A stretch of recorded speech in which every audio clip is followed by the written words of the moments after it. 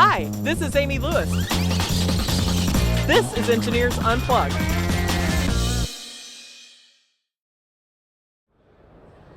Hi, this is Amy Lewis, and welcome to another edition of Engineers Unplugged. We've got Paul and Andrew, and we're going to be talking about FCOE, fact or fiction. Andrew, take it away. Thank you. So we have old and new world of FCOE. Actually, the old world of fiber channel. And that's right. It says right here, NexusIS.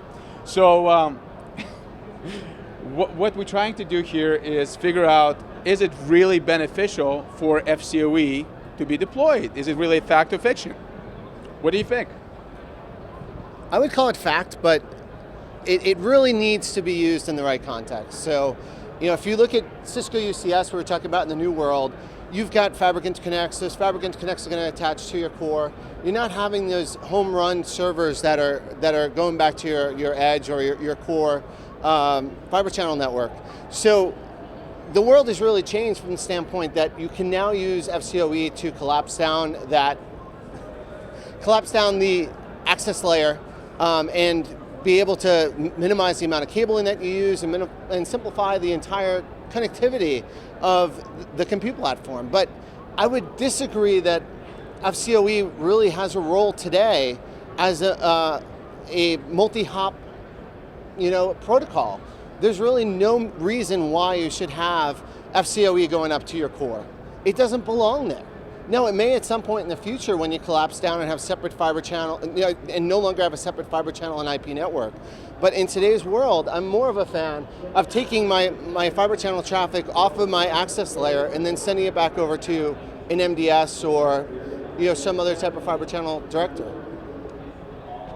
Well, I tend to agree to some degree, but what I also see in our world is, you have storage array vendors coming up with FCOE adapters, and there's savings, huge savings. I agree on the access side, and we have proven that it's a huge savings in terms of patching, in terms of just not having so many multiple patch panels on top of the racks.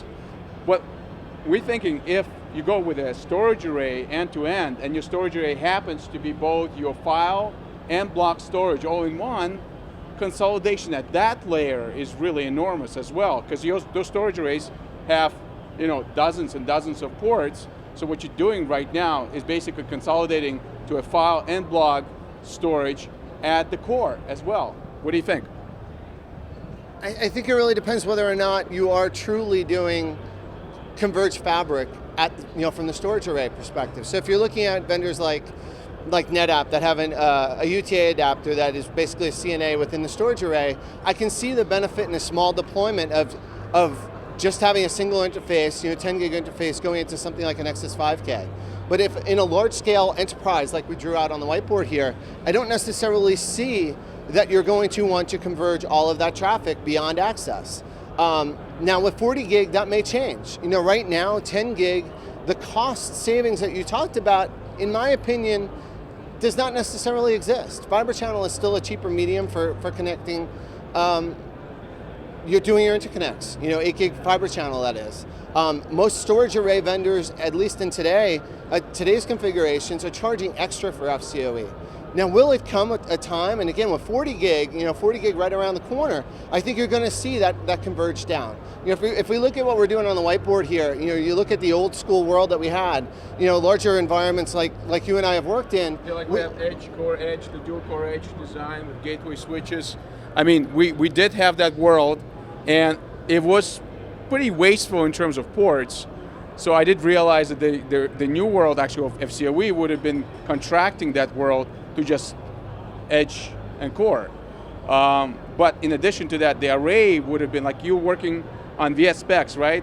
And so the idea there is that you have a consolidated platform. What do you think about that?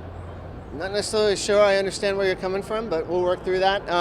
I would say, again, going back to the old world, every server had HPAs in it, had NICs in it, and that consolidation makes sense. We didn't have that years ago, but what we did from a fiber channel perspective, because every single host had a home run back to a fiber channel switch, you did not have an intermediary device that supported multi-protocol, we ended up having lots and lots of ports that were chewed up just for those ISLs. In today's world, you move over to the right side of our diagram, we talk about fabric interconnects, and this doesn't have to be a Cisco story. This could be anybody, any compute vendor that has a switch in it that can be running MPV mode. With MPV, I basically turn my switch, in this case a fabric interconnect, into a proxy server that proxies those fiber channel logins. And because of that, I end up having a lot less ports that I need in my environment. I can have in a pair of fabric interconnects 160 blades that only share 6 to 12 ports northbound to my MDSs in this particular situation. So I've collapsed down the environment. I've done that still staying with fiber channel, but because I have FCOE on the access layer and I've collapsed them down to a fabric interconnect in this situation, I've reduced the number of ports, which really reduces the complexity of ISLs that I had in the environment. So, I guess to paraphrase what you're saying is that now we have these currently, the old design requires a lot of ISLs in order to propagate the traffic on a larger scale. But when you're talking about new scale, going to the new topology of NPV switches and then going to the core switches, you're saying that the need for ISLs is diminished. Or is that along those lines? That is correct. We've got a lot less connections. We've got on a standard UCS configuration, you've got 6 ports that are going to go back to your core, again, for many, many access layer devices, for all of 160 blades at a maximum. But going back to your question in regard to FCOE, factor fiction, what you were here to talk about, it does make sense. But it makes sense really in the smaller world right now. In this world, when you have this many connections, you're still going to have a director class switch. That director class switch is going to have additional features that you don't get in a Nexus class switch today. And it's also going to, in almost all large organizations, be managed by a different team. So if your storage team is managing that device, why not have it be a separate island that is managed? So, completely agree on the smaller size where it makes sense. The larger sizes, that's where the multi-hop comes in, and that would be a kind of different conversation. But at the access side, definitely savings on ISLs. Your edge ports, there's fewer because of the blade architecture of UCS, for example. So your savings just keep propagating. In terms of unified management efficiencies, we're definitely seeing one in the smaller environments, larger environments being very siloed. So, yeah, I think what we also were chatting about earlier was the fact that in this environment, you do need to have take management into consideration. Whether it's the old school or the new school, as you start converging things into the same switches and having basically a need for role-based access control, again, for that separation between IP and SAN, because most organizations do treat them as different groups, you do need some tools. And I know that's what we were talking about DCNM and how that plays a role. So you've got this in unified fabric or even in a standard fiber channel world, the tools do make it a huge difference. And I think you can talk a little bit more about DCNM. So, are we doing all right? Yeah. All right. So I know I hate to cut you off, but I think this is a great discussion. We might have to have you back on for chapter 2. But the only way to solve this argument is unicorn style. So it's unicorn time. Let's see it. Who's got the best unicorn? Draw a unicorn. Oh, I'm not kidding. They think I'm kidding, viewers. I like it. I like it. This is heated competition. God. I like it. We've got a camel corn. All right, time. Okay, no.